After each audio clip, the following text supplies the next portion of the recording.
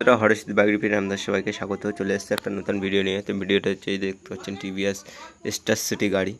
তো এর হচ্ছে ইঞ্জিন শীষ হয়ে গেছে। তো দেখতে পাচ্ছেন কী পরিমাণে শীষ হয়েছে।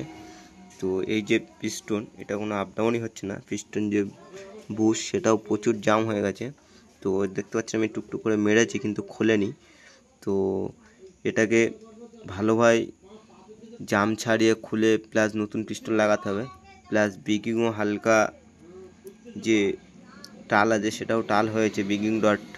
তো এটাও কাজ করতে হবে। তো আমাদের ফুল ইঞ্জিন খুলতে হবে। তো প্রথমে আমরা তো ইঞ্জিন খুলবই, খুলে পিস্টনটা বের করে নতুন পিস্টন লাগাবো।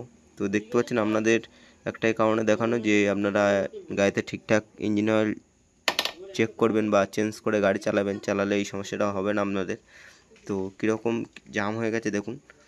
তো এইভাবে যদি ফুল ইঞ্জিন না খুলতে হতো, যদি বিগিং যদি টালও না হতো, তাহলেও কিন্তু আমাদের ফুল ইঞ্জিন খুলতে হতো পিস্টনটা বের করানোর জন্য। তো ওপর দিয়ে কিছু হয় চেষ্টা করলে যদি বেরোতো, আর যদি না বেরোতো আমাদের কিন্তু ফুল ইঞ্জিন খুলতে হতো। তো এর যেহেতু সহজ হয়ে যাবে, যেহেতু এর বিগিং টাল আছে, যার জন্য ফুল ইঞ্জিন খুলতে হবে, যেহেতু এর সহজ হয়ে যাবে।